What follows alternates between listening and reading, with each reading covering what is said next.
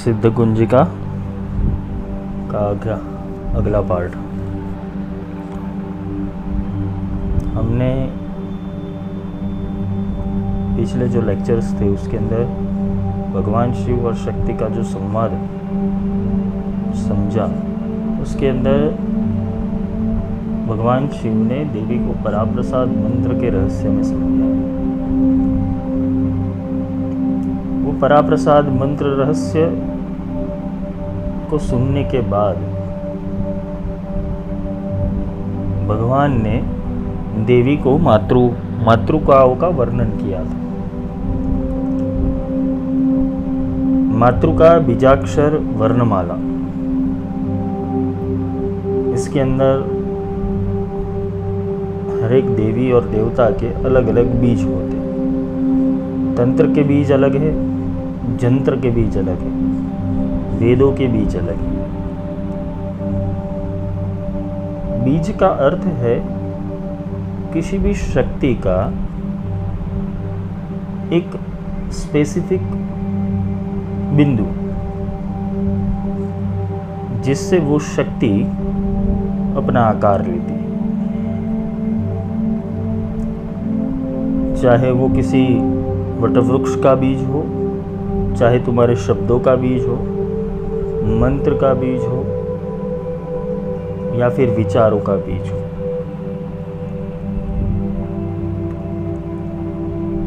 ये पंच तत्व है।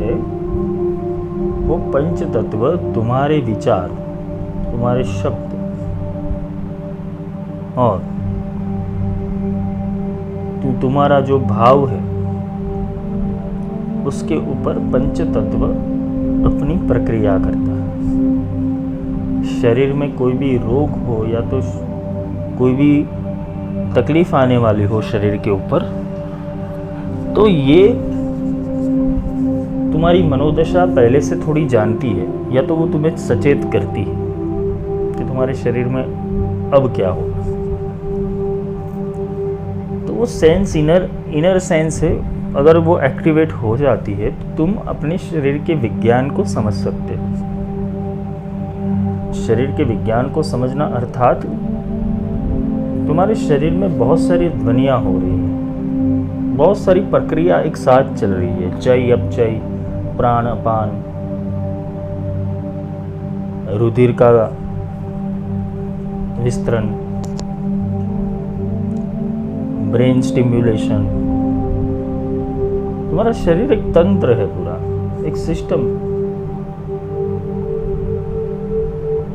तुम्हारा फोकस मन के द्वारा, मन के विचारों के द्वारा, या तो जागरूकता के हिसाब से तुम्हारा सारा फोकस बाह्य जगत में, जिसे संसार बोलते हैं। इससे तुम ज्ञान उत्पादन नहीं करते हो। मन को जितना कचरा चाहिए वो इकट्ठा करता रहता है। मन एक डस्टबिन है जिसमें कोई भी कचरा डाल जाता है। और सोचो कि ये इतना बड़ा डस्टबिन है कि कितने जन्मों से ये डस्टबिन साफ ही नहीं हुआ, जिससे तुम अपने भीतर की क्या अवस्था है, या तो तुम कौन हो, तुम्हारे भीतर क्या चल रहा है, तुम्हारा शरीर क्या बोल रहा है, इसके ऊपर तुम्हारा तर्क या तो बुद्धि जाती नहीं। तुम कोई भी शब्द बोलते हो या तो उच्चारण करते हो, कोई भी भाषा का प्रयोजन करते हो, चाहे वो अच्छी भाषा है या बुरी भाषा है। तुम गालियाँ बोल रहे हो या किसी से प्रेम से बात कर रहे हो, उससे कोई लेना देना है नहीं। लेकिन ये शब्दों का उच्चारण हो रहा है तुम्हारे भीतर से, वो आए कहाँ से? एक स्पेसिफिक वर्ड बना कैसे कोई भी चीज़ का, कोई भी वस्तु का? किसने बनाया? तो इसके पीछे पूरा ध्वनि विज्ञान छुपा हुआ है। ध्वनि विज्ञान इसलिए छुपा हुआ है कि हर एक वस्तु एक ध्वनि के साथ संबंध रख रही है, जिससे हम उसे एक आइडेंटिफाई ऑब्जेक्ट के रूप में उसे पहचानते हैं कि इसको ये कहते हैं, इसको वो कहते हैं। पानी को पानी क्यों कहा गया है, वायु को वायु क्यों कहा गया है, अग्नि को अग्नि क्यों कहा गया है। तो इसमें बहुत सारे, जब भाषा नहीं बनी थी, जब भाषा की उत्पत्ति नहीं थी, तो सब कुछ ध्वनि पे चल रहा था। श्राव्य, जिसे श्रवण शक्ति कहते हैं, क्योंकि आदि मानव के पास तो सिर्फ एक दृष्टि शक्ति, श्रवण शक्ति, क्योंकि उसमें अभी तक बुद्धि का विकास नहीं है। वो जजमेंट देता था, क्योंकि वो जजमेंट तभी जाके उसके अंदर आता था कि जब जब वो चीज़ का बार बार पुनरावर्तन होता था, तो वो एक जजमेंट पे पहुंचता था। आदि मानव के ज़माने के अंदर देखोगे, उसको अग्नि प्रगटाना कैसे वो सीखा कि अग्नि कैसे प्रकट होती। 2 पत्थरों को लेके घिसा उसने, वहाँ से कुछ जो अग्नि के स्पॉट्स थे वो निकले, जिससे उससे पूछा, पता चला कि कुछ चकमक हो रहा है। उसने और किया, लकड़ियाँ पड़ी थी, उसकी लकड़ियाँ, उसके ऊपर ये तिनका जाके गिर पड़ा अग्नि का, आग प्रकट हो गई। उस आग से उसे ऊष्मा मिली, और जब भी उसे ठंड लगती थी वो इस तरीके से ऊष्मा प्रकट कर देता था। आदि मानव धीरे धीरे एक वैज्ञानिक, अपनी बुद्धि और दृष्टिकोण से एक वैज्ञानिक बनता गया। वो अलग अलग चीज़ों का आविष्कार करता रहा कि उससे सहूलियत कैसे मिले, क्योंकि तब तक तो वो इशारों में बात करता था, या जो सुनता था उसके ऊपर वो चिंतन करता था। तुम समझो उसको कितनी दिक्कत आई हो। उसको भी बुखार आता होगा, उसको भी किसी भी चीज़ से परेशानी होती होगी, भूख लगती होगी, मल त्याग करना होगा, तो ये सारी चीज़ें वो कैसे करता होगा। अभी तो हम अपनी सुविधा से परिपूर्ण है, आधुनिक युग है, किंतु आदि मानव, नहीं बात इसलिए कर रहा हूँ कि बात आदिम काल की है, इसलिए ये अभी इसका थोड़ा विषय लिया है कि वो सारी चीज़ों को कैसे अनुभव करता था, अनुभूत करता था, या तो प्रयोग में लेता था। वो अग्नि की आवाज़ भी सुनता था, आकाश की आवाज़ भी सुनता था, जल की आवाज़ भी सुनता था, वायु की आवाज़ भी सुनता था। उसकी एक इनर सेंस जागृत हुई थी,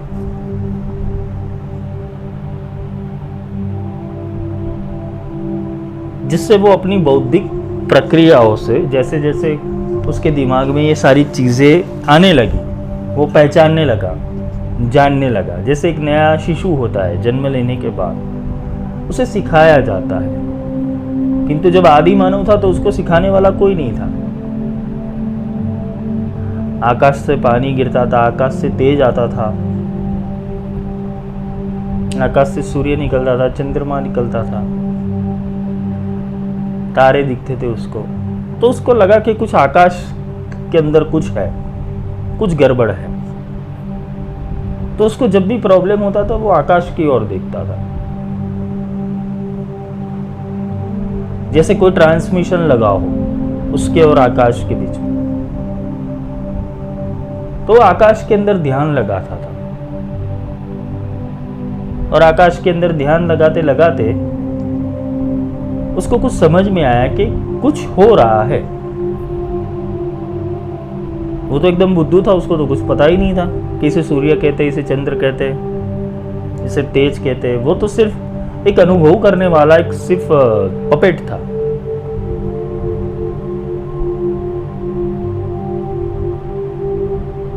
वो सारी चीजों को अनुभूत करता था। वर्षा को वो अनुभूत करता था,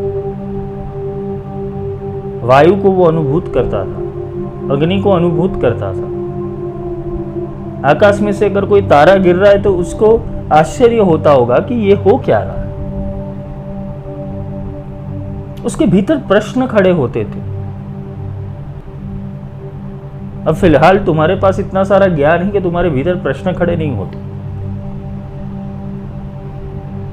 क्योंकि तुम्हारे पास वो सारे प्रश्नों के उत्तर उपलब्ध है, जबकि उसको तो उत्तर ढूंढने थे,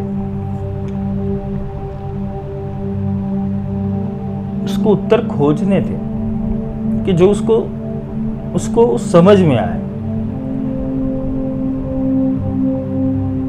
कितना सारा युग बीत गया होगा आदिम काल का ये भाषा के प्रयोजन।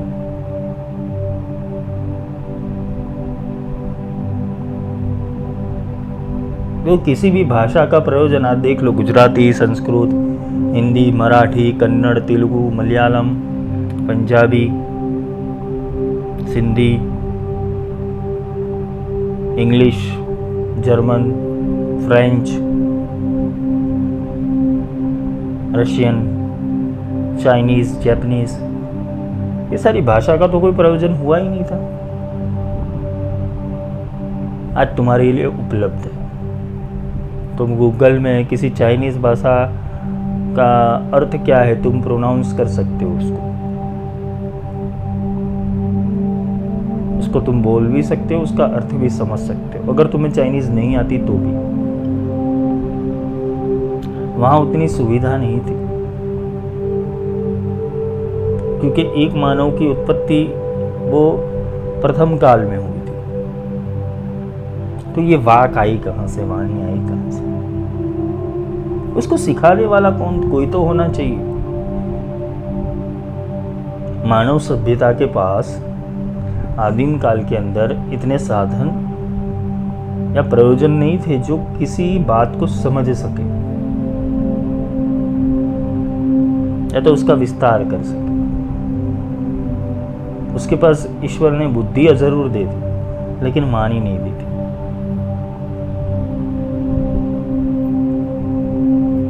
वाक नहीं था उसके पास। ये तो हम लोग पुराणों में पढ़ते हैं, बाइबल में पढ़ा हुआ है, कुरान शरीफ में सब कुछ लिखा हुआ है, हम सब पढ़ते हैं, लेकिन कभी हमारा तर्क नहीं जाता कि ये हुआ क्या। वहां भाषा कौन सी चलती थी, इशारों।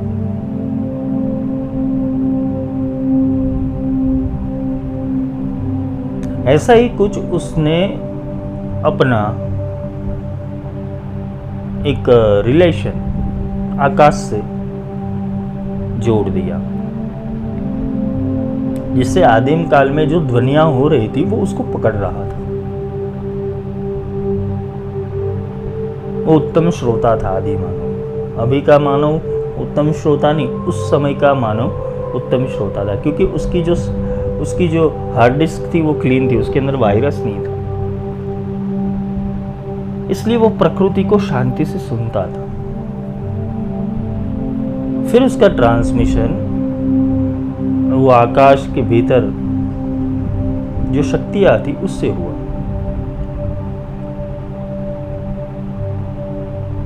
उसने पानी को पृथ्वी पर भी देखा हुआ है और पानी को आकाश में से गिरते हुए भी देखा है। उसने अग्नि का एक स्वरूप पृथ्वी के ऊपर देखा है, तो तेज का एक स्वरूप उसने आकाश में भी देखा हुआ है। वायु उसको पृथ्वी पे भी महसूस हो रही थी, और जब जो पक्षी ऊपर नभ के अंदर विचरण कर रहे थे तो वहां पे भी वायु का अस्तित्व होना चाहिए, उसको एक संदेशा मिल रहा था। तो ये पंच तत्वों का संकलन वो समझ रहा था कि पृथ्वी का कोई ना कोई मेल अंतरिक्ष से जरूर है।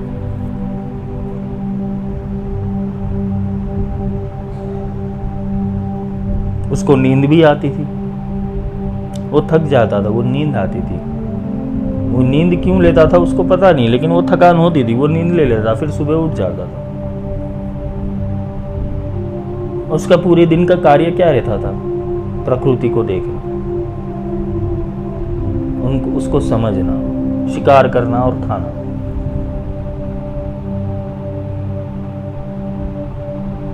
उसने अपने शरीर के भीतर हो रही हलचल को भी बहुत ध्यान से देखा होगा, क्योंकि उसके पास समय ही समय था।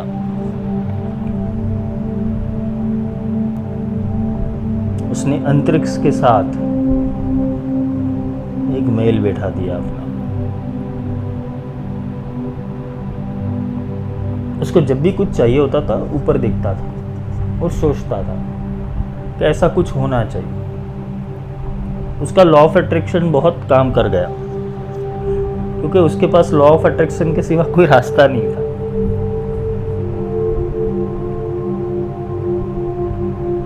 उसकी तीव्रता ने कुछ कुछ आविष्कार कर दिए। समयांतर भाषा आई, कुछ ऐसी भाषा का शब्द प्रयोग करने लगा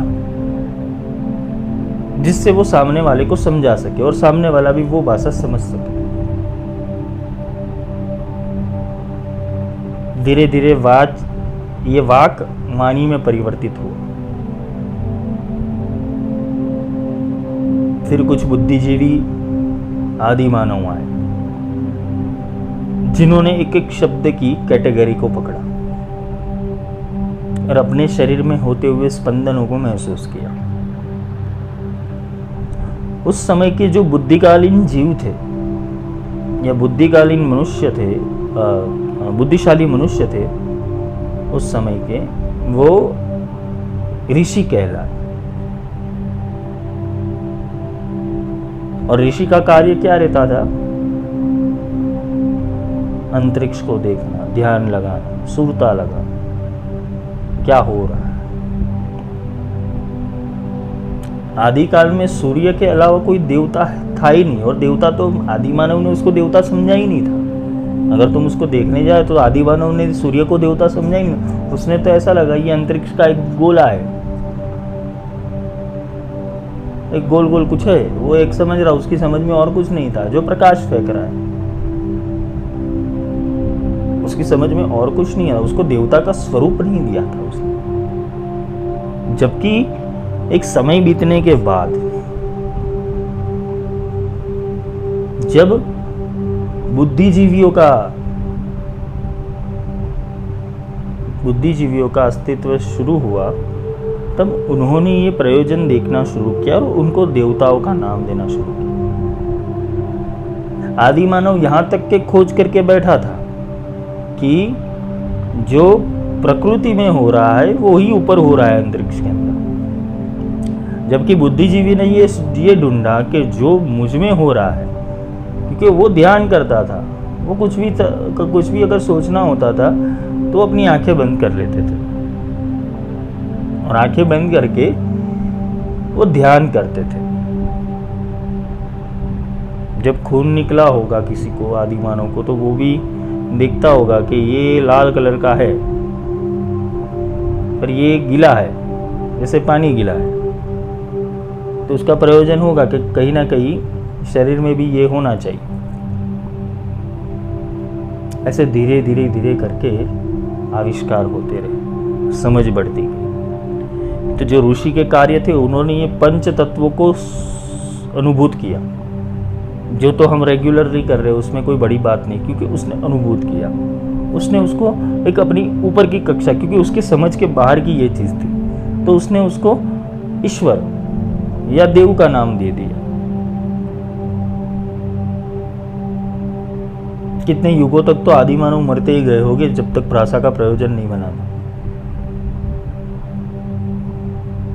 क्योंकि तुरंत नीचे पृथ्वी के ऊपर अवतरित होकर मनुष्य ने बोलना शुरू नहीं कर दिया था। उसने पहले सुना था, श्राव्य किया था, ग्रहण किया था, अपनी बुद्धि और तर्क का उपयोग करके उसने बहुत सारे संशोधन किए थे, आविष्कार किया था। तो ये जब वर्णमाला बनी, मातृकाएं बनी, तब ऐसी स्पेसिफिक वर्णमाला नहीं थी उस समय, अशुद्ध थी। और अशुद्ध शब्दों से शब्द प्रयोजन बनते थे। ज्यादा बुद्धि वाले जीव आए, मनुष्य आए, उन्होंने वो स्पेसिफिक भाषा को पूर्ण एक लिपि बना ली। फिर कुछ ट्रांसमिशन उस परग्रहवासी, जो जिसे देवता कहते हैं, हमारे लिए वो एलियंस ही है, वो परग्रहवासी का ट्रांसमिशन प्रोसेस मनुष्य के अंदर होने लगा। और ध्यान कैसे किया जाए वो परग्रहवासी उसको अपनी मेधा शक्ति से उसको समझाने लगे।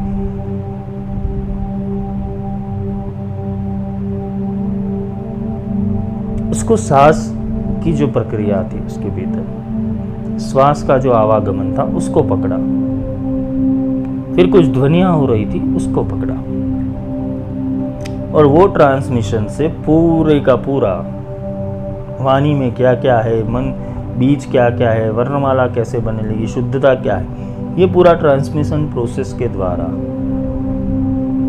वो ऋषि जो आदिम ऋषि थे उन्होंने समझना शुरू कर दिया। पृथ्वी पर भाषा का आविष्कार ऐसे होने लगा कि कोई तो सिखाने आया ही होगा नीचे, कोई तो सिखाने आया ही होगा। जब तुम्हें गुरु की ज़रूरत पड़ती है या तो तुम्हें माता पिता की ज़रूरत पड़ती है दुनिया के अंदर, तो आदि मानव तो बेचारा कैसा होगा, उसके तो माता पिता भी इतने बुद्ध नहीं थे, प्रबुद्ध नहीं थे।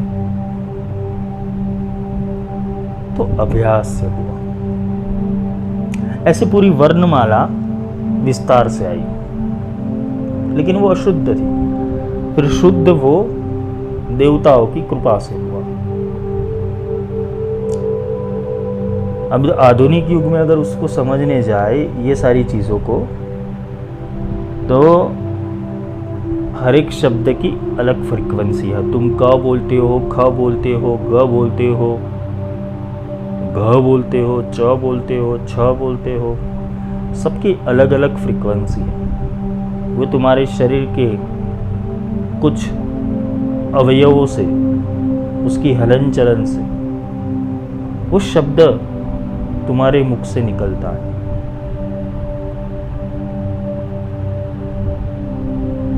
जिस बीज मंत्र के ऊपर बिंदु आता है उससे कंपन पैदा होता है, और वो कंपन कुछ ना कुछ शरीर में हरकत छोड़ के जाता है, जिससे कहीं पे एक वाइब्रेशन पैदा होता है। इससे हम उसको मातृका से अलग करते हैं। जैसे बीज मंत्र है, जैसे अ हो गया, अ के ऊपर बिंदु लगा दिया उसके साथ म जॉइंट हो गया। तो ये जो ओमकार है वो पूर्णनाद इसलिए बोला गया है कि तुम कोई भी शब्द बोल लो, कोई भी मातृका बोल दो, कोई भी स्वर बोल दो या व्यंजन बोल दो, उसके अंदर आकार, उकार और मकार आएगा सब।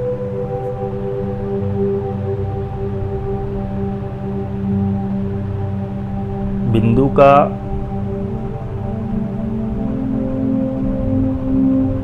जो अक्षर है वो मकार से शुरू होता है, कम तम। ये म और न के बीच की ध्वनि, कोई लोग उसे रिम बोलते हो, कोई बोलते हैं रिम, जैसे टंकार होता है। बीज मंत्र को कैसे बोला जाए उसका भी एक अलग से विज्ञान है। तुम साधारण रूप से रिम बोलते हो, लेकिन वो रिम नहीं, रिंग है। उसे गकार से ज्वाइंट होता है और वहां पे बिंदु लगता है।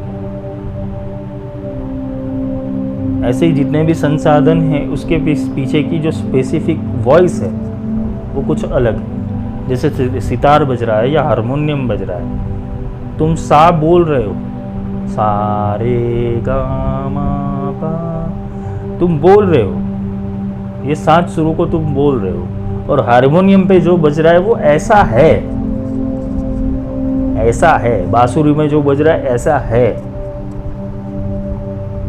वो स्वर मालिका ऐसी है, इसलिए तुमने उसका एक शब्द प्रयोजन निकाला है कि संगीत की कोई भाषा नहीं है, ना ही उसकी कोई वर्णमाला है। तुमने एक भाषा से उसको समझा है। ऐसे ही नाद और मातृका है, उसकी भी कोई भाषा या लिपि ऐसा कुछ नहीं है। उसकी एक फ्रीक्वेंसी है और एक वॉइस है। तुमने उसका एक शब्द प्रयोजन करके उसका नाम दे दिया है। तो ये जितने भी सारे बीज मंत्र है, जितने भी सारे बीज मंत्र है, वो बीज मंत्र और कुछ नहीं है, एक सेतु है वो शक्ति तक जाने का। जो भी इष्ट है, जो मूल स्त्रोत्र है तुम्हारी ऊर्जा का, जिसकी तुम साधना कर रहे हो,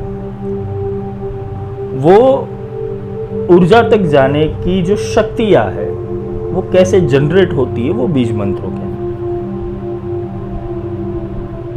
जैसे बगलामुखी है, उसके अंदर हलीम है, कालिका के अंदर क्रिम है, भुवनेश्वरी के अंदर हिम है, तारा के अंदर त्रिम है, धूमावती में धूम है। तो ये बीज मंत्र का प्रभाव क्या है कि जब भी तुम वो बीज मंत्र को बोलते हो स्पष्ट रूप से, तो उसकी एक स्पेसिफिक एनर्जी जनरेट होती है, जिससे वो देवता या देवी जो शक्ति है उसका उद्गार होने लगता है। वो स्तोत्र तक वो ऊर्जा जाती है, क्योंकि तुम्हारे मुख से बोले हुए जो शब्द है उसकी फ्रीक्वेंसी कितनी है उसके ऊपर डिपेंड करता है। ज़्यादा तक लोग मानसिक जप करते हैं, जबकि महाविद्याओं के अंदर बोला गया है कि जप नाभि से होना चाहिए, तुम्हारा पूरा सप्तक हिल जाना चाहिए, और बीज मंत्र का उच्चारण हो सके उतना जोर से होना चाहिए।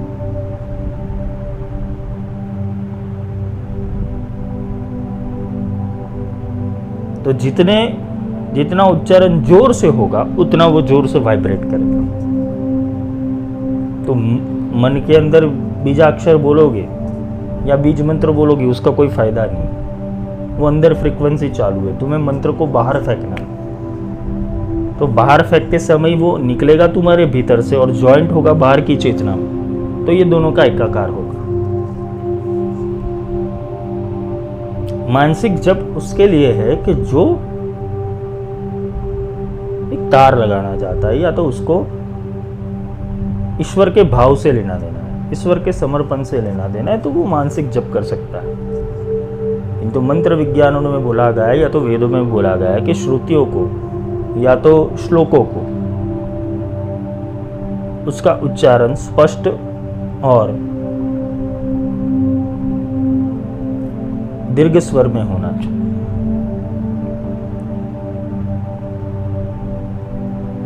रुद्र का पाठ तुम मन में करोगे उसका कोई फायदा नहीं है,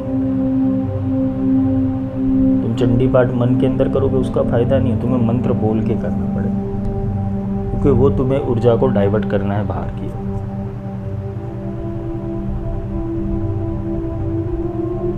तो ये मंत्र का जो स्पेसिफिकेशन है, ये मंत्र जनरेट कैसे होता है, क्योंकि मंत्र विज्ञान इसलिए सीखना है क्योंकि तुम्हें सिद्ध कुंजी का समझ नहीं। तो हर एक देवता के बीज मंत्र अलग है, पंच तत्वों के बीज अलग अलग है, शक्ति के बीज अलग है, देवता के बीज अलग है। तो ये पूरा जो मातृ का रहस्य है उसको अगर समझने जाए तो 64 योगी नहीं है और 52 वीर है,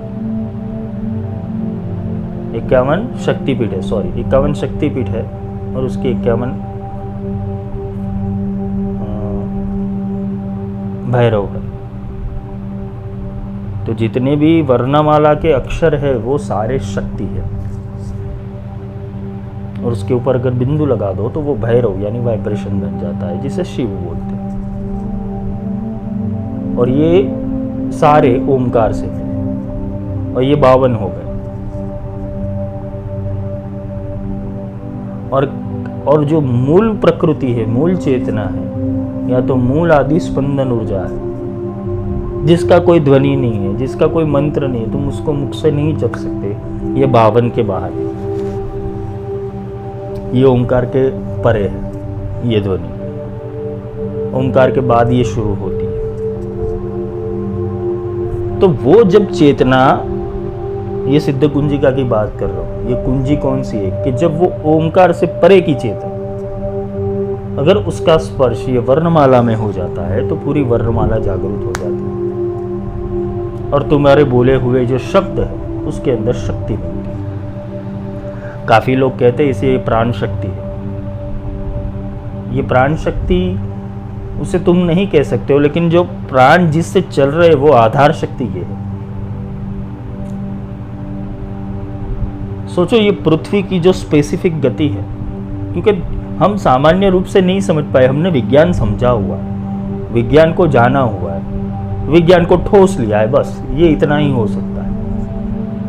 तो विज्ञान क्या कहता है कि पृथ्वी की एक स्पेसिफिक गति है, वो 24 घंटे में अपनी धरी के ऊपर एक राउंड मारती है, जिससे दिन और रात होते हैं। फिर दूसरा क्या आता है कि वो पूरा साइकिल सूर्य की प्रदक्षिणा करता है, जिससे एक साल पूर्ण होता है। लेकिन मेरे को ये समझो कि ये तय किसने किया, ये तय किसने किया? अगर पृथ्वी है तो अगर आकाश गंगा तुम ले लो और यहाँ तुम इस स्तर के ऊपर खड़े हो और यहाँ से हॉल करके नीचे जाओ सीधा, तो तुम पृथ्वी के उस छोर पे निकलोगे, लेकिन उल्टा निकलोगे। फिर भी वो गुरुत्वाकर्षण की शक्ति से तुम खड़े रह पाओगे।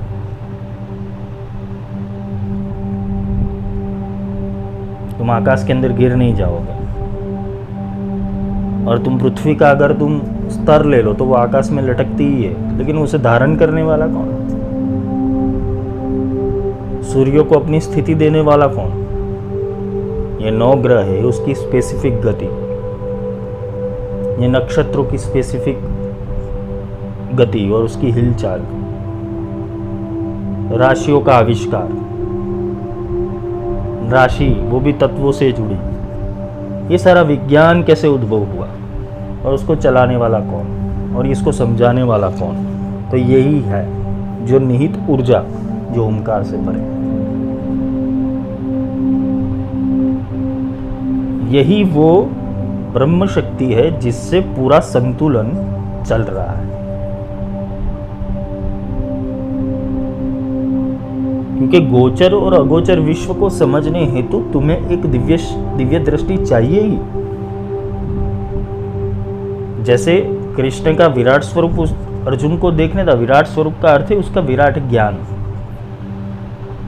कि उसके भीतर जो तत्व पड़ा हुआ है वो तत्व कितना विशाल है, उसको एलेब्रेट किया था कृष्ण ने। कोई जो हम टीवी सीरियल में देख रहे वैसा कोई शरीर नहीं है भगवान का। वो पुरुष सूक्त में भी लिखा गया है, इतनी बाहु है, इतने नेत्र है, इतने पद है। किंतु अगर सामान्य रूप में से अगर जिसके भीतर वो परमात्मा बैठा हुआ है साकार रूप में, तो ऐसे उसको तो ऐसा स्वरूप उसका दिखता नहीं है। आजकल तो जिसके भी गुरु हो जाए उसका फोटो कटिंग करके उसको विश्व रूप के ऊपर चिपका देते। इसका अर्थ है कि वो अथर्व शक्ति इतने तत्वों को धारण करके बैठी, इसलिए उसको विराट पुरुष बोलते। तुम तो उसके सिर्फ साक्षी हो, तुम अपना विराट स्वरूप निकाल सकते हो। तुम्हारा भाई एक विराट शरीर है, वो विराट शरीर को जागरूक करना होता है और कुछ नहीं। वो विराट शरीर जागरूक कैसे होता है? जब तुम ये तत्वों को धारण कर लो। तुम ये तत्वों को धारण किए हुए बैठे हो, तुम्हारी अज्ञानता वश या अविद्या के वश वो जागृत नहीं होते। तुम विराट पुरुष के अस्तित्व ही हो। तुम एक विराट पुरुष के भीतर एक मनुष्य हो। ब्रह्मांड भी एक पिंडी है अगर देखने जाए तो। वो तो तुम्हारी समझ के बाहर है, इसलिए तुम ब्रह्मांड को बहुत अनंत समझ रहे हो। लेकिन अनंत का भी अंत तो है, उसका अंत क्या है वो समझना है। इनफाइनाइट टेंड्स टू 0, संकलन प्रोसेस करो। अनंत का अंत कहाँ है? क्यों बोलेगा अनंत का थोड़ी अंत होता है। अनंत का अंत नहीं होता, वो डायरेक्शन चेंज हो जाती है। तुम अभी इस छोर पे हो, कल उस छोर पे हो, वहां से ट्रैवलिंग होगा, पर ये पूरा सर्कल ही है। इनफाइनाइट का तुम सिंबल देख लो,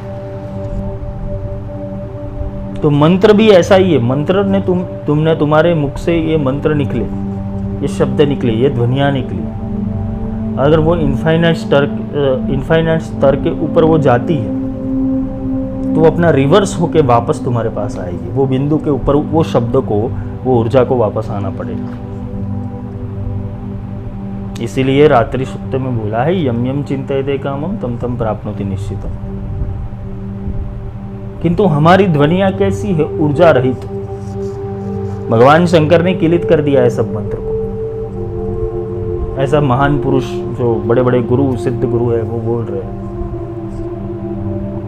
कि भगवान शंकर ने किलित कर दिया मंत्र को, तो उत्कीलन तो होगा नहीं। उत्कीलन करने के लिए इतनी माला वापस करो।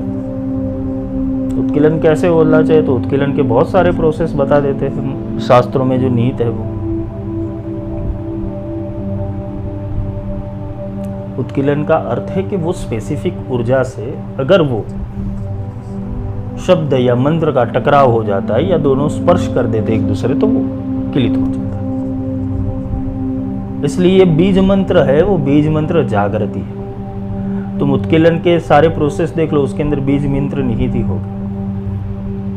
चाहे कोई भी महाविद्यालय लो,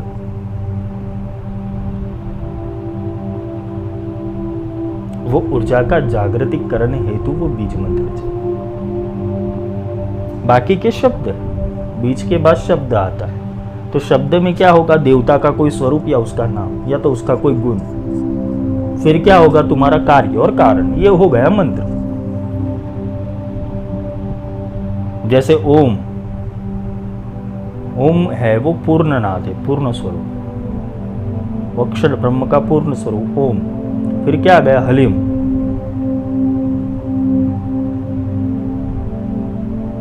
ह का अर्थ है शिव और ल का अर्थ है मूलाधार। ये स्थिरता का बीज मंत्र है, ओम हलीम। फिर देवता क्या आ गए? बगलामुखी।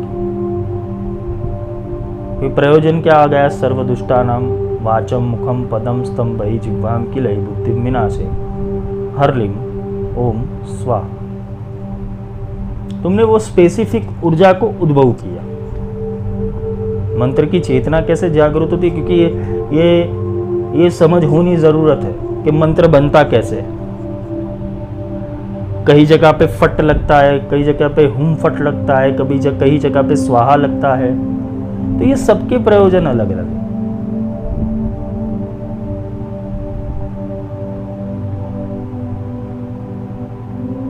तो बीज मंत्रों में क्या क्या निहित है वो समझनी जरूरत है, क्योंकि सेतु मिला नहीं, चलोगे कहां पे? आदि मानव के ऊपर एक बात याद आई कि सारा विज्ञान का जितना भी आविष्कार है ना, वो अगर समझने जाओ तो ऊपर की धरोहर है। ऊपर की यानी अंतरिक्ष की धरोहर है। अब अंतरिक्ष में कौन बैठ रहा है वो पता नहीं मुझे। अब तुम अपना तर्क लगाओ और बुद्धि लगाओ।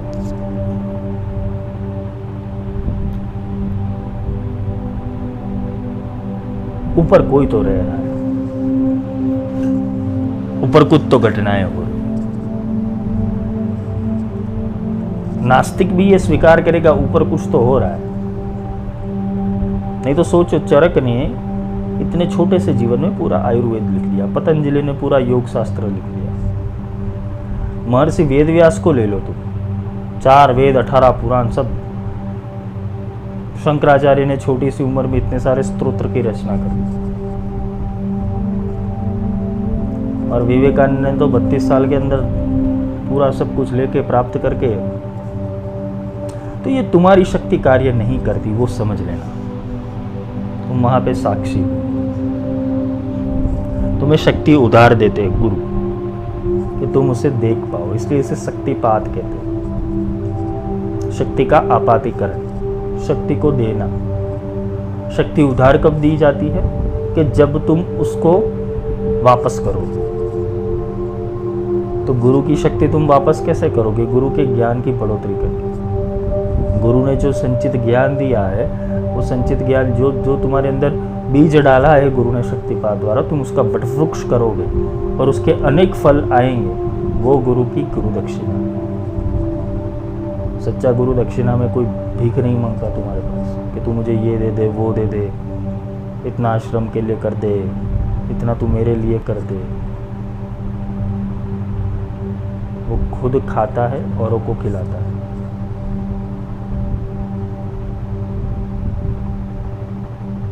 कबीर के पास बहुत सारे कबीर का सत्संग सुनने आते थे कि कबीर जब तार लगा के बैठ जाते थे तो उनके भीतर तो वाणियाँ प्रकट होती रहती थी सारी। तो बहुत सारे लोग आते थे और बहुत सारे लोग आते थे तो कबीर किसी को भूखा नहीं जाने थे, सबको खिलाते थे। एक दिन ऐसा आ गया कि कबीर के पास कुछ नहीं है और कबीर की जो पत्नी थी, पत्नी ने बोला तुम इन लोगों को खिला रहे हो, आज तो कुछ घर में है नहीं और इतने लोगों को बुला रहे हो, क्या होगा? तो कि तुम व्यवस्था कर लो, मैं चिंतन में बैठा हूँ। कबीरदास थे बहुत ऐसे तो सीधे, लेकिन सत्य के ऊपर चलने वाले बहुत टेढ़े होते।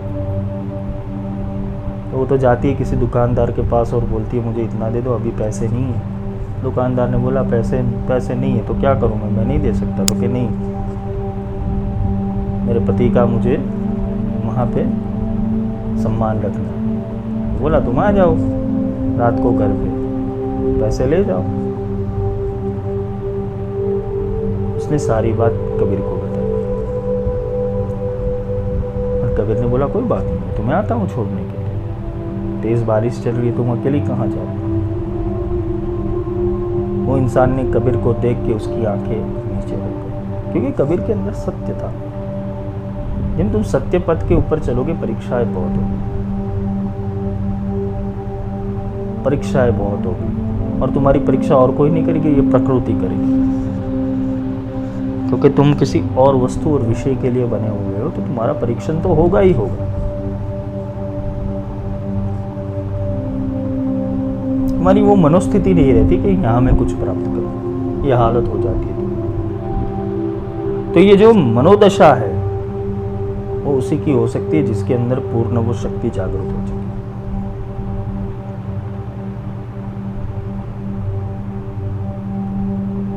आधार स्तंभ का है कि हमें जो भी करना है इस जीवन के अंदर तो उसको अपने बुद्धि और विवेक की कसौटी पे उतारना है, वो सारी परीक्षाओं के। तो ये जो भी ऊपरी कक्षा की जो देवता थे उन्होंने शॉर्ट टाइम में इतना सारा कैसे सब लोगों को जागरूक कर दिया। यानी लोगों ने यहाँ पे जो आविष्कार किए शास्त्रों के, तो इतने शॉर्ट टाइम में कैसे हो गए? वही ये श्रवण विद्या है, ये श्राव्य विद्या है। वो पथ देने वाला भी वही है, वो मंत्र का आविष्कार करने वाला भी वही है। तुम उसको सिर्फ यहाँ पे प्रयोजन के रूप से बता सकते हो कि हाँ ऐसे ऐसे हो सकता है। चामुंडा का मंत्र ओम ऐं क्लीं चामुंडाय विच्चे है,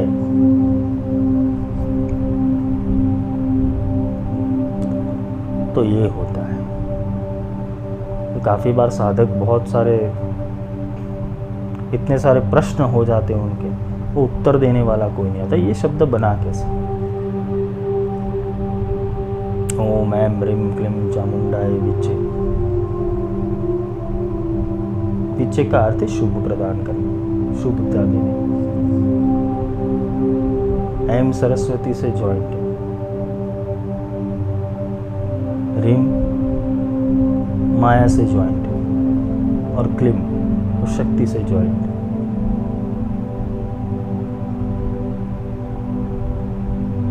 और ओम वो पूर्ण शक्ति है, तो वो पूर्ण शक्ति से ऐं यानी सरस्वती का उत्थान करते, वो सरस्वती की ऊर्जा का उत्थान करते। ह्रीं क्लीं, पहले विद्या, फिर माया और फिर शक्ति। विद्या और माया इकट्ठी नहीं हुई तो शक्ति कैसे बनी?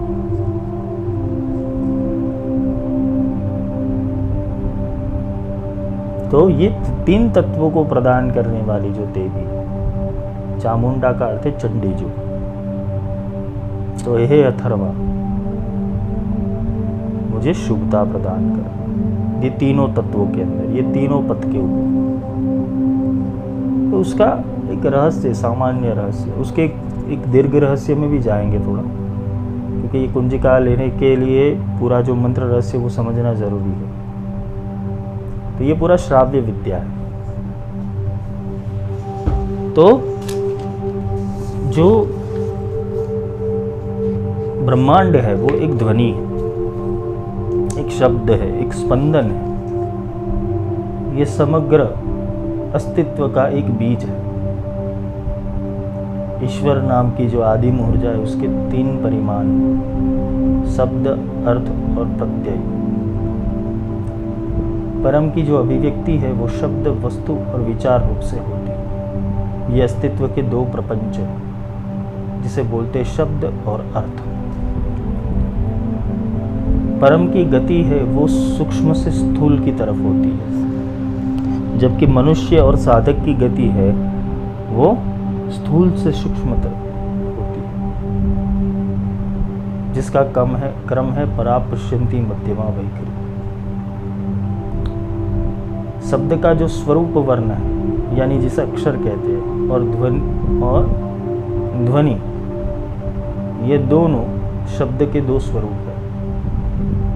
जैसे कोई भी शब्द बोलते उसके पीछे ध्वनि कौन सी हो रही है वो महत्व का है। जैसे तुम कोई बीज मंत्र बोल रहे हो, उसकी स्पेसिफिक ध्वनि कौन सी आ रही है उसको समझना है।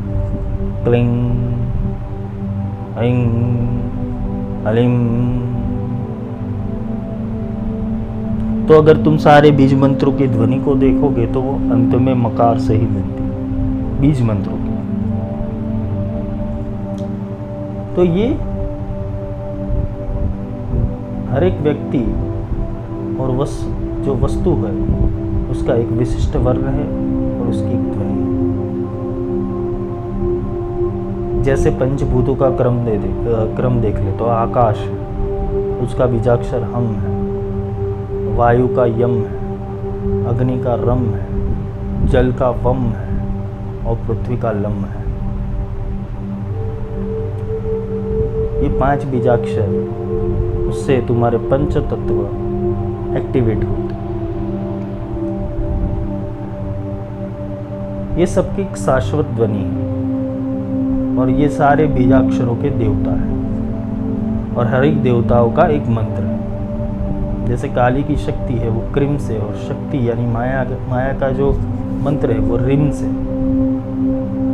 ये रिम के अंदर र, अ, ई और म।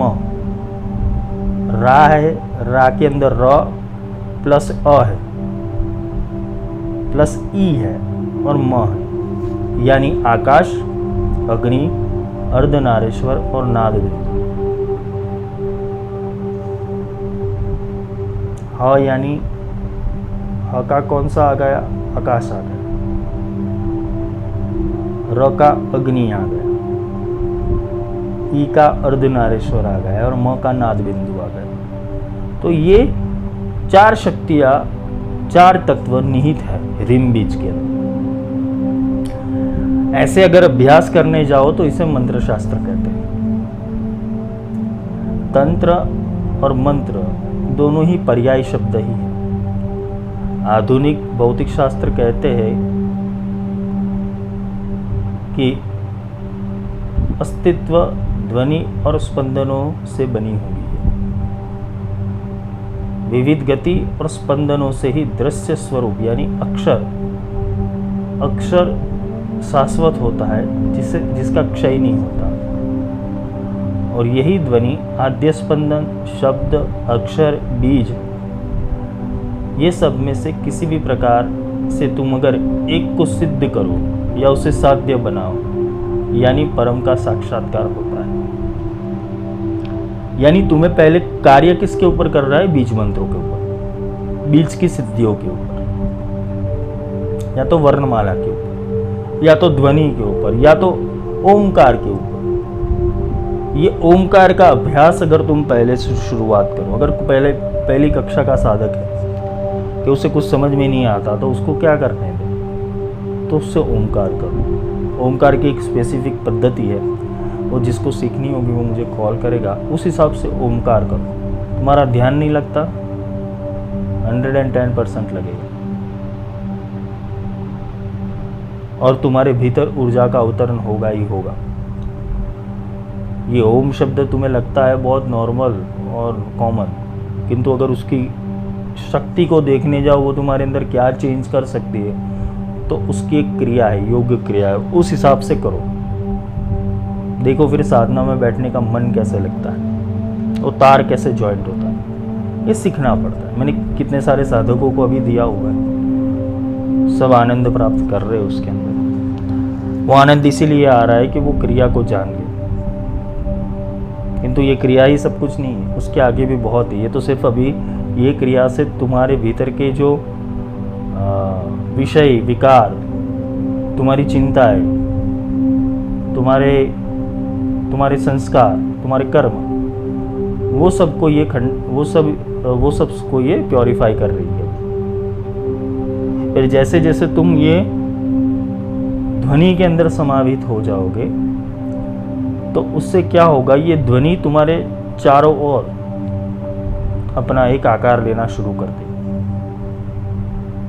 क्योंकि ध्वनि का स्पेसिफिक कण अगर एक फ्रीक्वेंसी से चलता जाए तो वो स्थूल रूप या किसी आकार रूप के अंदर वो परिवर्तित हो जाता है।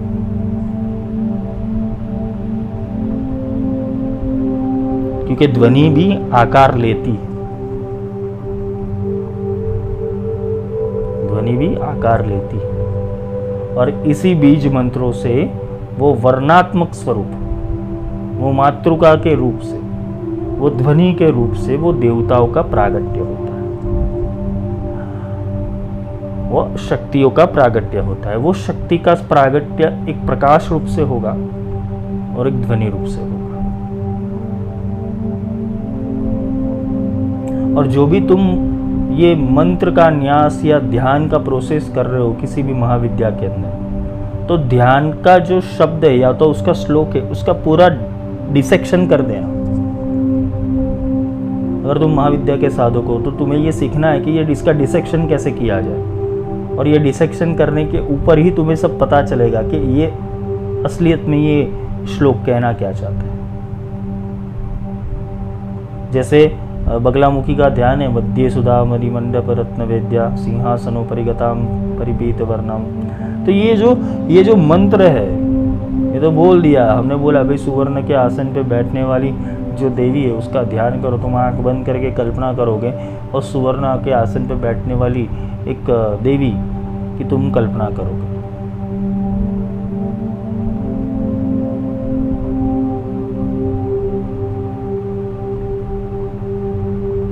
मध्य सुधाब्दे मणिमंडप रत्न विद्या। तो मणिमंडप कौन सा, रत्नों का सिंहासन कौन सा। तो ये समझने की कोशिश करो कि जो ध्यान कर रहे हो ध्यान में माता या अथर्व शक्ति को लाया कैसे जाए।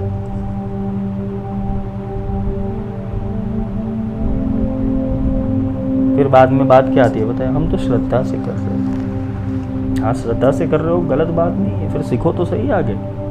इसका प्रयोजन क्या है, न्यास बोल देते गुरु ने बोला चलो भाई इतना न्यास कर लेना, तुम न्यास करने बैठ जाते हो। न्यास का अर्थ ही पता नहीं है, न्यास करने बैठ जाते हो, जिससे क्या होता है, क्रिया हो जाती है। समझ के साथ क्रिया करनी, बुद्धि के साथ क्रिया करनी, उसका कुछ परिणाम आता है, और बिना समझ और बिना बुद्धि की कोई क्रिया करनी उसका कोई परिणाम नहीं आता, क्योंकि तुम्हारा तर्क ही नहीं जाता मैं किसका ध्यान कर रहा हूं। कल एक साधक बोला था कि महाकाली अपनी जिह्वा क्यों निकालती है बाहर, ऐसा ही स्वरूप। तो क्या ऐसे स्वरूप का ध्यान करना चाहिए, वो तो डरावना स्वरूप। किसी चित्र या आकृति की कल्पना में मत जाओ, मंत्र के रहस्य में जाओ। तुम जब क्रिम बोलते हो, क्रिम, तब तुम्हारी जिह्वा के ऊपर स्पंदन आता है। देखो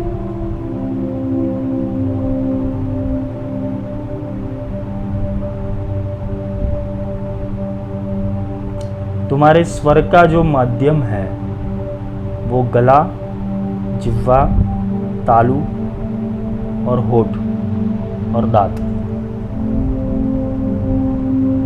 बाकी की ध्वनियां आती है मणिपुर से और अनाहत से, क्योंकि किसी भी मंत्र का प्रयोजन तुम्हारे शरीर के माध्यम से अगर बाहर की चेतना में जाता है तो वो एक पथ निश्चित करता है कि इस पथ से जाना है, क्योंकि तुम्हारे मुख का हलन चलन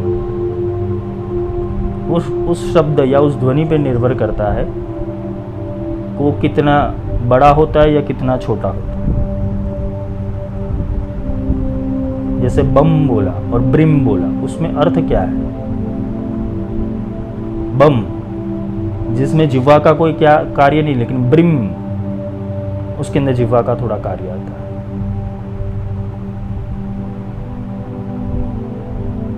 तो ये सब तुम्हें समझना पड़ेगा। तो अगर देखने जाए तो ये जो मंत्र का जो विज्ञान है, उसके अंदर कौन कौन से माध्यम से ये मंत्र स्फुरित होते हैं, क्योंकि ये ध्वनि और स्पंदन को प्राप्त करने हेतु तीन रास्ते हैं। एक है मंत्र, दूसरा है प्राणायाम और तीसरा है रसायन शास्त्र। ये रसायन यानी अमृत, नाद ब्रह्म की अंतिम सीमा यानी ओमकार, जिसे उपनिषदकार उसे उद्गित विद्या कहते हैं और मध्यकालीन संत संप्रदाय लोग उसे सुर शब्द योग कहते हैं। जैसे कबीर हो गए, नानक हो गए, रैदास हो गए, सूरदास हो गए, दादू साहेब हो गए। तो जो ये संतकालीन परंपरा से जो चले आए विद्वान हैं, उन्होंने इसे सुर शब्द योग बोला और उपनिषदकार या वेद शास्त्र उसे वाक या तो उद्गीतम बोलेगा। जैसे तुम ये अपना ललिता सहस्त्र ले लो, उसके अंदर जितने भी मंत्र है उसके अंदर परापश्यंती मध्यमा वैखरी का नाम आया। तो मानी के कितने रूप है? परापश्यंती मध्यमा वैखरी। उसी चीज को कबीर ने क्या बोला है कि पहला शब्द पिंड में, दूजा पिंड से बाहर, तीजा है ब्रह्मांड में, चौथा ब्रह्मांड पार। तो परा है वो ब्रह्मांड पार है, पश्यंती है वो ब्रह्मांड के अंदर, वैखरी वो बाहर है, बाहर संचालन कर रही है प्रकृति के अंदर, और मध्यमा तुम्हारे भीतर बैठी। तो ये समझने की कोशिश करो, नाद ब्रह्म में से ही संगीत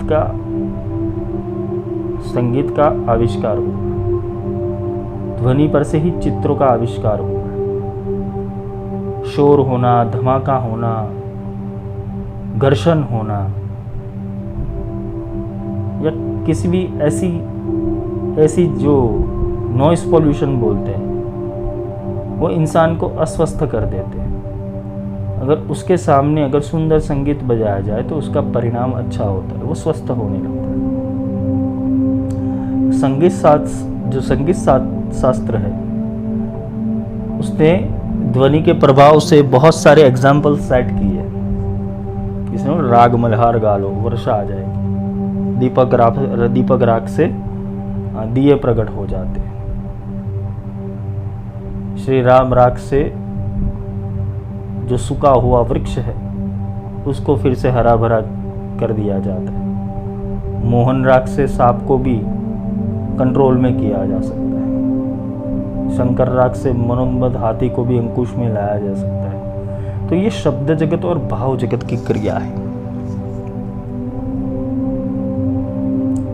इसलिए ये मीरा हो गए या तो कबीर हो गए, उन्होंने भजन किया, ये नरसिंह मेहता ने भजन किया, वो अपनी वाणी में बोले, अपनी वाणी में ये परमात्मा की व्याख्या की। वही तुम मंत्रों में कर रहे हो, वही तुम मंत्रों में कर रहे हो, वही तुम स्तुति में कर रहे हो, वही तुम स्तोत्र में कर रहे हो। भजन और मंत्रों में कोई अंतर नहीं है। अगर देखने जाओ, भजन और स्तोत्र में कोई अंतर नहीं है, भजन और स्तुति में कोई अंतर नहीं है, सिर्फ देखने का नजरिया अलग है। क्योंकि जो संत हो गए उन्होंने अपनी भाषा के अंदर उसको समझा, और समझ तो आ ही गया, और किसी ऋषि ने, वेद शास्त्री ने उसे अपनी भाषा में समझा। तो ईश्वर तो दोनों के पास है, परम तत्व तो दोनों के पास है, किंतु को भाषा का प्रयोजन अलग होगा। अगर तुम जापानीज या चाइनीज में जाओ तो चाइना के अंदर ये लामा पद्धति, बौद्ध परंपरा, उसके अंदर भी भाषा का प्रयोजन अलग है, किंतु वो तत्व की पूजा तो वही कर रहे हैं, वो भी पंच तत्वों को मान रहे हैं और पंच तत्वों के ऊपर वो ओमकार को मान रहे हैं। ऐसे ही तुम जापान में चले जाओ या अफ्रीकन सभ्यता में चले जाओ, वहाँ पे भी ये सारी घटनाएं होती हैं, वहाँ पे भी ब्लैक मैजिक होता ही है, और वो भी भगवान की प्रार्थना तो करते ही करते। तुम विश्व की कोई भी सभ्यता ले लो, वो सरगम से बाहर नहीं। सरगम यानी जो 7 स्वर है उससे। कोई भी संगीत ले लो, वो 7 स्वर से बाहर नहीं। कोई भी मंत्र ले लो, वो 7 स्वर से बाहर नहीं, और ये 7 स्वर ओमकार के बाहर नहीं। तो मूल स्पेसिफिक वर्ड कौन सा हो गया? वो शब्द ब्रह्म, वो अक्षर ब्रह्म, वो ओमकार। अभी ओम से परे जाना है तो उसकी विद्या अलग है, वहां भी कुछ भाषा का प्रयोजन अलग ही है। उसकी जो श्रुतियां चल रही है, देवताओं की श्रुतियां चल रही है, उसको समझने हेतु वो देव तत्व तुम्हारे अंदर होना चाहिए कि तुम उस वाणी को पकड़ पाओ। जैसे ये रावण ने जटाटवी गलत जल प्रवाह पावित स्थले बोल दिया, अपना स्तोत्र निकल गया। वो कौन सी अवस्था में जाके ये दशानन ने ये पूरा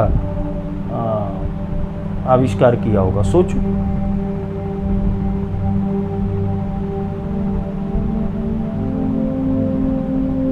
तुम्हें वो अवस्था को पकड़नी है, मंत्र या स्तुतियों को नहीं पकड़ना है। मंत्र या स्तुति से ईश्वर प्रकट नहीं होगा, वो अवस्था से प्रकट होगा। ये कौन सी अवस्था में वो गाया होगा, वो स्तुति कौन सी अवस्था में निकली हो, तो उसके ऊपर पहुंच जाओ। वो कौन सा भाव लगा हो। जैसे आदि शंकराचार्य ने कनकधारा का प्रयोग किया, उसकी दरिद्रता को देख के तो वो देवी की स्तुति में चल पड़े, उनको रोष आ गया, क्या अवस्था है इसकी। तो रोष नहीं निकाला, वो भाव में चले गए कि तू कैसी है और तेरे लोग कैसे। तो विष्णु वल्लभा है, विष्णु संगीनी है, और वो विष्णु तो सबके अंदर है, फिर भी इसकी दुर्दशा। तो ये भाव की बात है, शब्दों की बात नहीं। शब्द तो माध्यम है, शब्द तो माध्यम है तुम्हें अपने भाव व्यक्त करने हेतु, और बीज मंत्र देवताओं की ऊर्जाओं को प्रकट करने हेतु। तो ये जो अ है, वो कंठ से उच्चारण होता है। तुम अ बोलो, अ, और उसका असर हृदय के ऊपर होता है। आ, उसका असर तुम्हारे लंग्स और छाती के ऊपर होता है। ई, वो तुम्हारा गले और मस्तिष्क के बीच का जो तार है वहां से हो रहा है। ई, ऊ, ये तुम्हारे हृदय, ऊ का जो उच्चारण है वो तुम्हारे हृदय, पेट और आंत के ऊपर असर डालता है। ए, ये गला और तुम्हारी जो श्वास नलिया है वहां से। ऐ,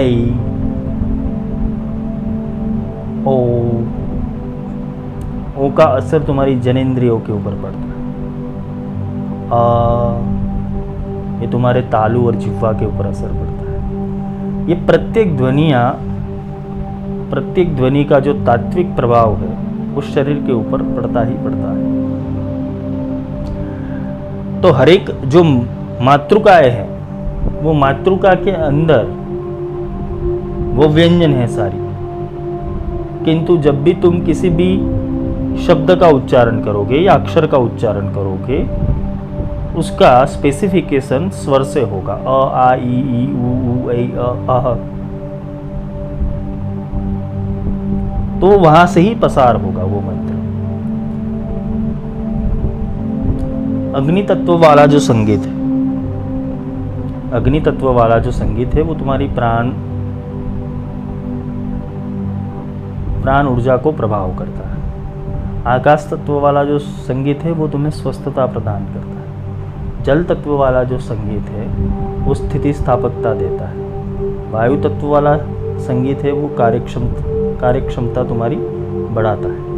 और पृथ्वी तत्व वाला संगीत है वो तुम्हें रसानंद देता है। शरीर विज्ञान ये कहता है कि हमारे शरीर में रक्त संचार, श्वासोश्वास, आकुंचन, प्रसरण, ग्रहण, विसर्जन, स्थगन, परिभ्रमण, स्फुरना, विश्राम, शीत, ताप, ये सब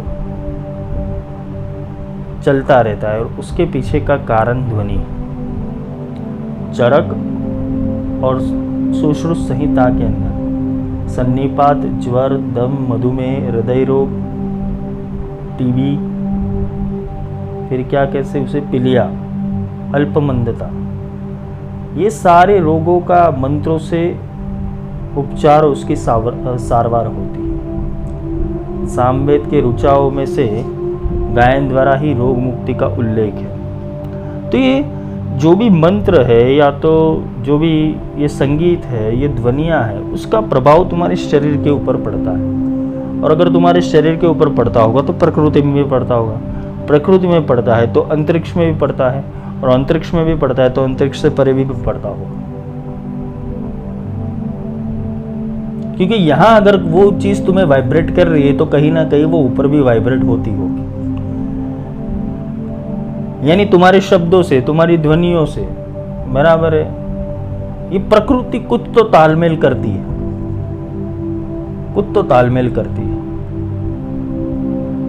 वो तुम कोई भी मंत्र कर लो, भजन कर लो, स्तुति कर लो, पहुंचती तो है, वो पहुंचती तो जरूर है। तो फिर फल क्यों नहीं देती? फल इसलिए नहीं देती, फल इसलिए नहीं देती कि वहां की जो तीव्रता है, ऊर्जा की तो तीव्रता है, वो नहीं पहुंचती।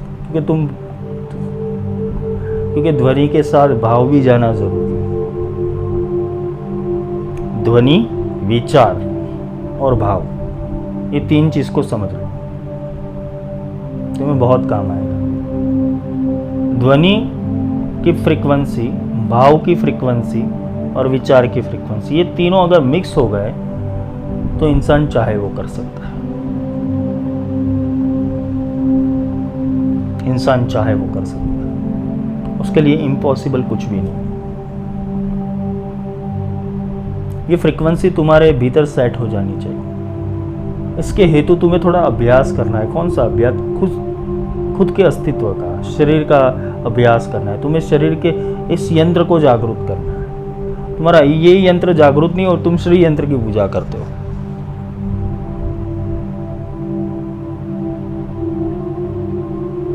तुम्हारा स्पेसिफिकेशन शरीर के साथ होना चाहिए, क्योंकि यही तुम्हारा साधन है। सबसे बड़ा साधन यही है। सबसे बड़ी माला तुम्हारी सांसों की माला है।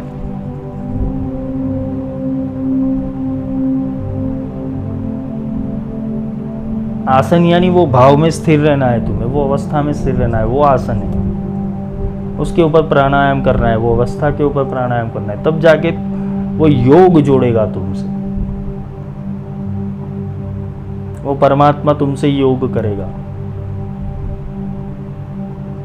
और परमात्मा की शक्तियां तुम्हारे भीतर रही हुई कुंडलिनी के साथ नियोग करेगी। तभी जाके शिव, पार्वती, विष्णु, लक्ष्मी और ब्रह्मा, सरस्वती, ये तीनों देवता तुम्हारे चक्रों के ऊपर पैदा होगा। ये एक्टिवेशन प्रोसेस है। ये समझना है, ये उतारना है। अगर संगीत रत्नाकर की बात करें तो नाद को 22 श्रुतियों के अंदर विभक्त किया हुआ। ये श्रुति यानी कान से अनुभव करने वाली शक्ति, जिसका प्रभाव मानव देह और चेतना के ऊपर पड़ता है। और ये श्रुतियाँ नीचे, ये श्रुतियाँ है वो कुछ इस प्रकार की है: तीव्रा, कुमुद्रती, मंदा, छंदोवती, दयावती, रंजनी, रतिका, रौद्री, क्रोधा, वज्रिका, प्रसारिणी, प्रीति, मार्जनी, क्षिति, रक्ता, उग्रा, सांदीपिनी, अल्याधिनी, अल्याधिनी नहीं, अलापिनी, मदंती, रोहिणी, रम्या और क्षोभी। ये जो 22 ध्वनि है, उन शक्तियों का जो क्रमबद्ध और तालबद्ध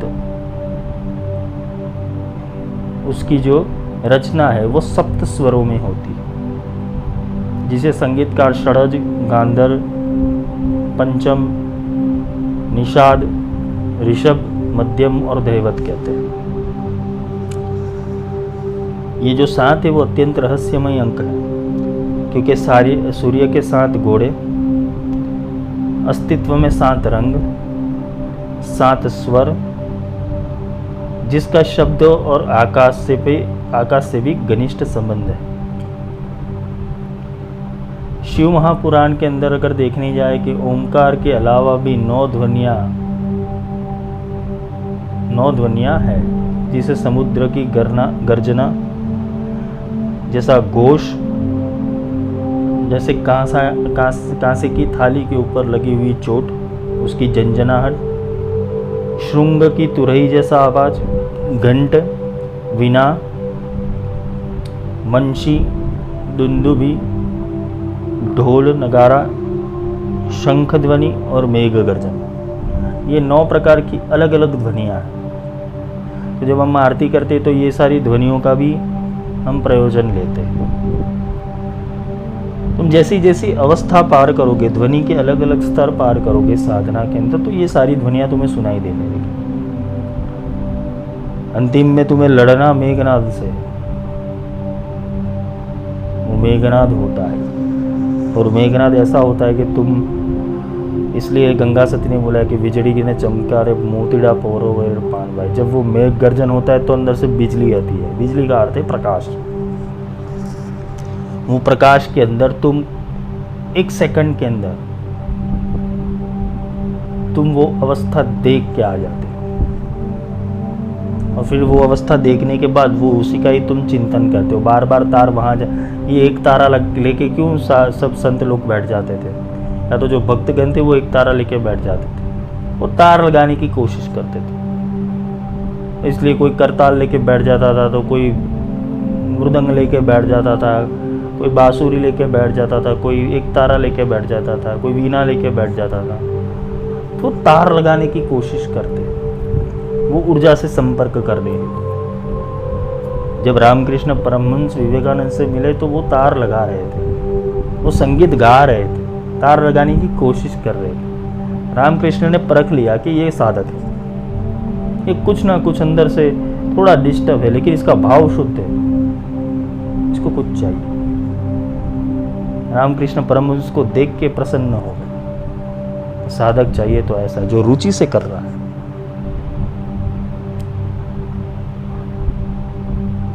जब आग लगती है तब पहले गर्मी के केंद्र स्थान,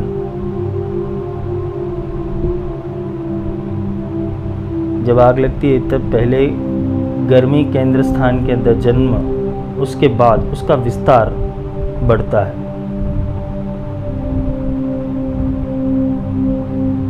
इसी तरह मंत्र उच्चारण के अंदर अद्भुत ऊर्जा पहले से अंततः उसके बाद बाह्य बदलाव देता है। जो मंत्रों का उच्चारण है वो पहले तुम्हारी आंतर ध्वनियों को सेट करेगा अंदर से। इसलिए बोला कि जब मंत्रों का उच्चारण स्पष्ट रूप से होना चाहिए, वो तुम्हारी अंदर की ध्वनियों को सेट करता है और उसके हिसाब से ऊर्जाओं का प्रकटीकरण करता है। फिर जाके वो बाह्य रूप से वो आगे बढ़ता है। जैसे शिव के मस्तक में से गंगा निकली, उसी रूप से परम अस्तित्व में से नाद गंगा निकलती है। ये शब्द ब्रह्म और नाद ब्रह्म के बीच में सूक्ष्म भेद है। शब्द ब्रह्म का अर्थ है गद्य उच्चारण। जैसे तुम कोई अक्षर वर्णित चीज बोलते हो, अक्षर बोलते हो, पद बोलते हो, शब्द बोलते हो, तो वो भी ब्रह्म ही है। क्योंकि उसके अंदर भी अ उ म तो आता ही है, वो भी ब्रह्म ही है। और दूसरा होता है नाद ब्रह्म। नाद ब्रह्म का अर्थ है कि ताल और स्वर के ऊपर आधारित रहता है।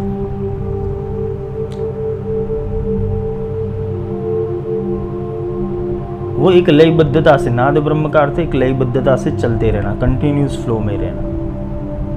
उसकी फ्रीक्वेंसी इधर उधर नहीं होती, एक अलग प्रकार का संगीत चलता ही रहता है। आप ही गावत आप ही बजावत त्वम त्वम तम, वो बोलते हैं ना, त्वम अहम त्वम तम सततमिति। वो खुद गाता है, खुद बजाता है।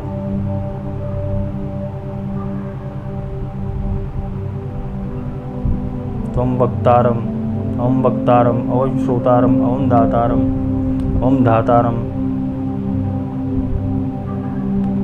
तो ये खुद गाता है, खुद बजाता है। ये बहुत बड़ा संगीतकार है। इसलिए तुम हर एक देवताओं को दे दो, उसके पास अपना अलग से संगीत इंस्ट्रूमेंट है ही। मंत्र के वर्गीकरण और उसके जो स्वरूप है,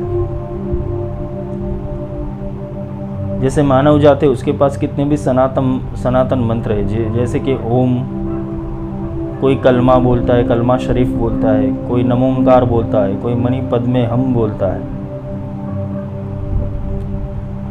अपने वहाँ देवनागरी लिपि के कितने प्रभावशाली अक्षरों के ऊपर अनुस्वार लगाने के बाद वो विशेष प्रयोजन के लिए वो मंत्र तैयार हो जाते हैं। जैसे कि कम खम गम श्रीं क्लीं ह्रीं फट। वेदिनी संहिताओं के आधारित मंत्राक्षरों को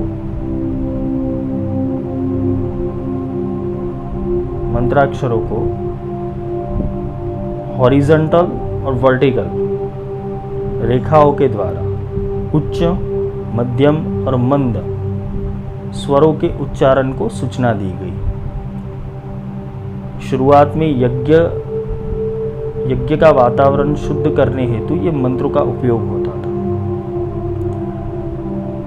ત્યારે उस समय पे ऐसे साधक भी होते थे जो कर्ण पिशाचिनी विद्या से कहीं पे भी हो रही ध्वनि और शब्द को वो सुन सकते थे। वेद में रुचा नाम का शब्द आता है।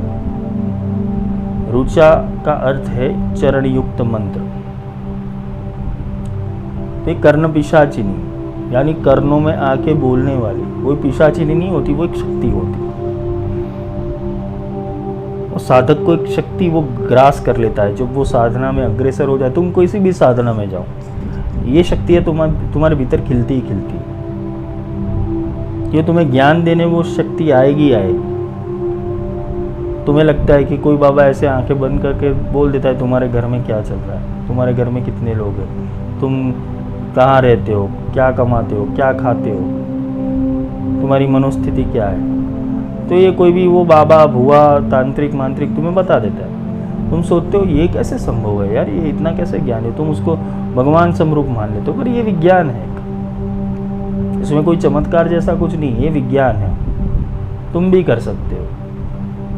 तुम्हारी साधना, तुम्हारी सुनने की गति इतनी तीव्र हो जानी चाहिए कि तुम्हें ये अनायास ही ये सारी चीज़ें तुम्हारे भीतर प्रकट हो जाएगी।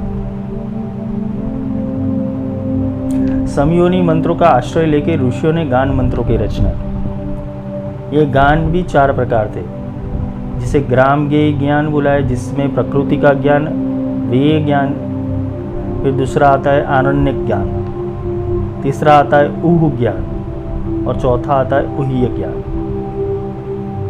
ये मंत्रों के लिए साम गायन पद्धति कठिन है, इसलिए इसको 5 विभागों के अंदर प्रस्तुत किया है। इसको प्रस्ताव बोलते हैं, उद्गीत बोलते हैं, प्रतिहार कहते हैं, उपद्रव कहते हैं और निधन कहते हैं। और मंत्र की शक्ति को सर्वांगपुर बनाने हेतु मंत्र का विनियोग जो 5 अंग अनिवार्य है उस हिसाब से देना चाहिए। जैसे कृषि, छंद, देवता, बीज और तत्व।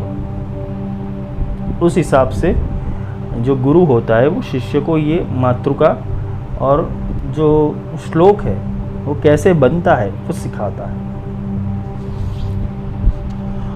तो ये जो मंत्र है या तो मातृका है, उसको सिद्ध कैसे किया जाता है या तो उसका प्रोसेस कैसे है। मंत्र हो या तो तुम्हारे जो भी किसी गुरु ने कोई मंत्र दे दिया तुम्हें, समझो, या तो किसी महाविद्या का तुमने मंत्र ले लिया, तो उसके अंदर कौन कौन सी चीज़ें या तो कौन कौन सी क्रियाओं का महत्व है वो समझना जरूरी है। तो नित्य तंत्र और मंत्र के अनेक नाम हैं। एक स्वर वाला मंत्र उसे पिंड कहते हैं, 2 स्वर वाला जो मंत्र होते हैं उसे कर्तरी कहते हैं, 3 से 9 स्वर वाले मंत्र को बीज कहते हैं, 10 से 20 स्वर वाले मंत्र को माला कहते हैं। तांत्रिक जो होते हैं वो तांत्रिक जो बीज मंत्र उसे उसीलिए कहते हैं कि इससे फल मिलता है सिद्धि रूप से, इसलिए ये मंत्र को बोलने से पहले ये सारी विद्या करना अत्यंत आवश्यक है। जब भी कोई गुरु के पास जाते हो, सिद्ध गुरु के पास, या तो जो स्पेसिफिक उसने पूर्ण ज्ञान लिया होता है, तो ये पहले पूरी ये सारी क्रियाएं सिखाएगा, तुरंत मंत्र नहीं दे देगा, वो पहले मुख शोधन करवाएगा। तो मुख शोधन के अंदर ये प्रणव के जप करने, ओमकार के, फिर जिह्वा शोधन होता है, एक स्वर से दूसरे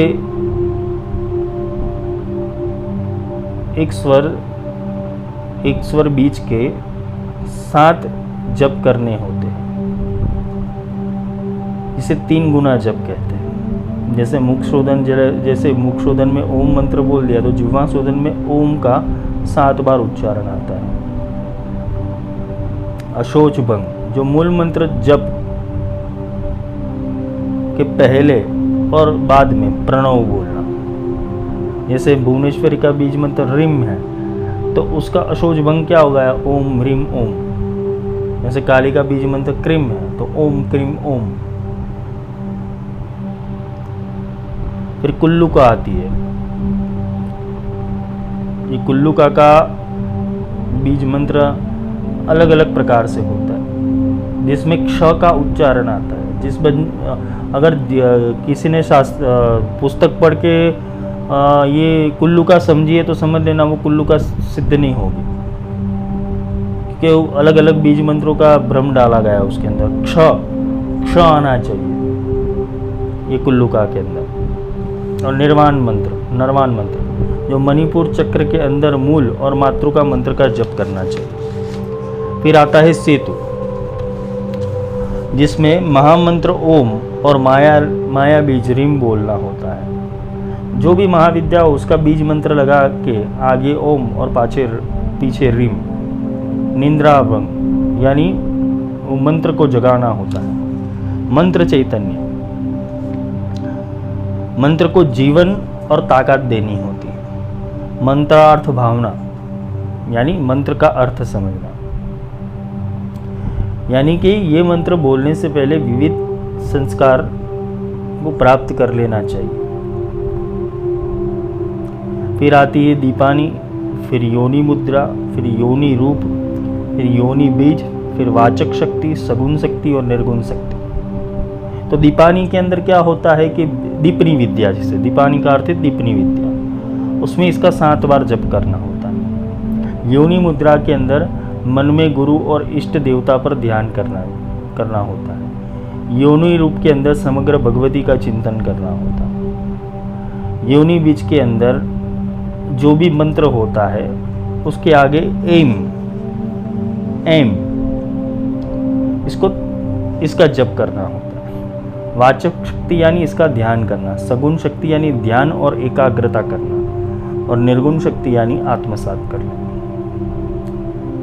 यानी मंत्र जब तुम भी करते हो उसके जो भी प्रकार होते उस प्रकार से ये क्रियाएं होती है। और अनेकविध परंपरा के अंदर ये क्रियाओं को मुख्य माना गया है। देखो, सिद्ध विद्या अलग है।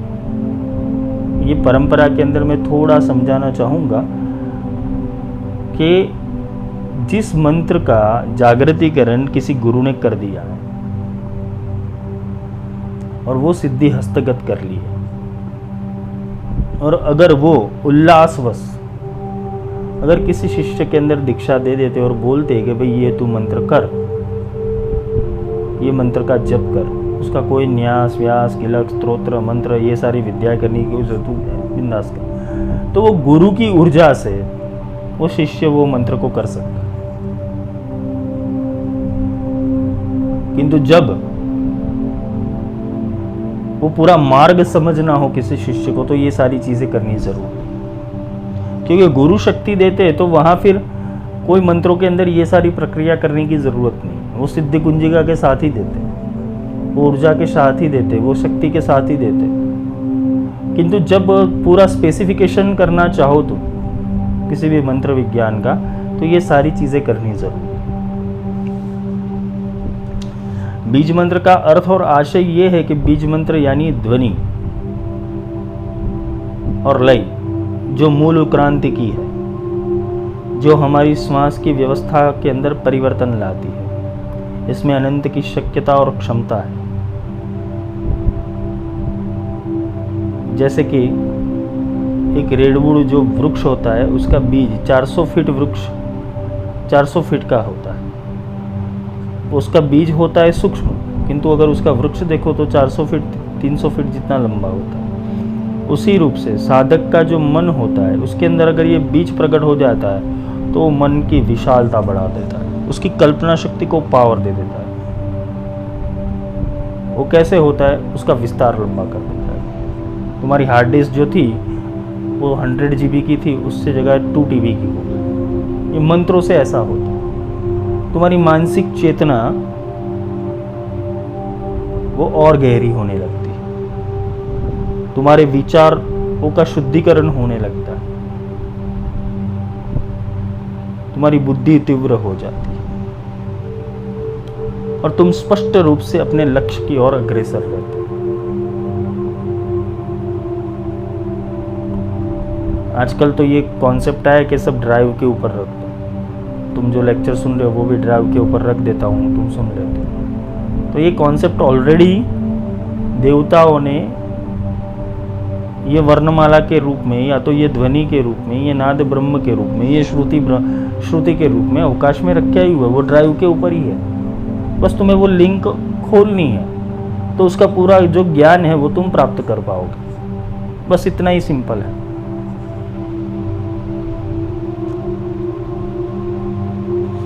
तो क्रीम रिम ये जो बीज मंत्र है, अगर उसका तुम डेफिनेशन समझने जाओ तो क यानी काली, र यानी ब्रह्म, ई यानी महामाया,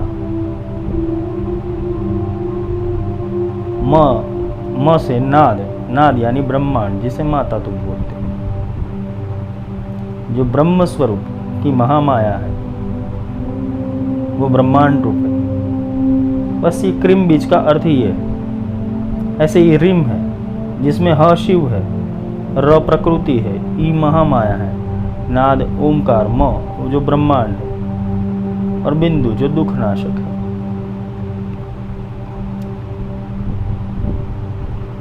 शिव, प्रकृति, महामाया, ओमकार और बिंदु। तो वो बिंदु अचेत नाद है, बिंदु वो अचेत नाद है।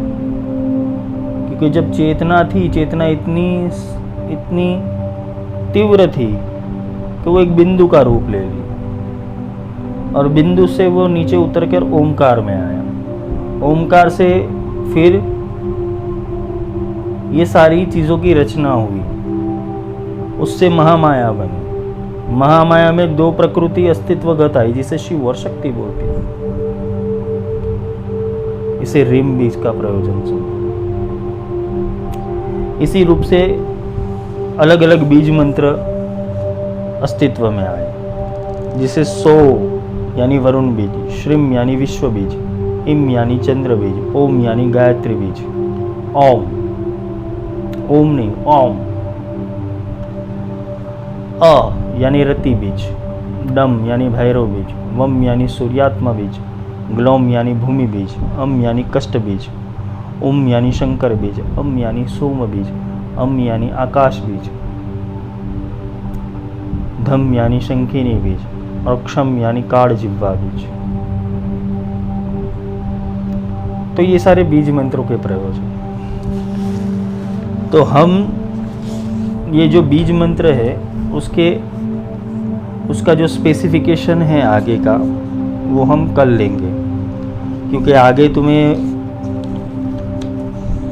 ये जो फ्रीक्वेंसी है या तो उसकी जो चेतना है बीज मंत्रों की, वो कहाँ कहाँ से कैसे कैसे स्पर्श करके निकलती या उसका आदिम विज्ञान क्या है, ये हम कल समझेंगे। आज के लिए इतना ही। शुभ रात्रि।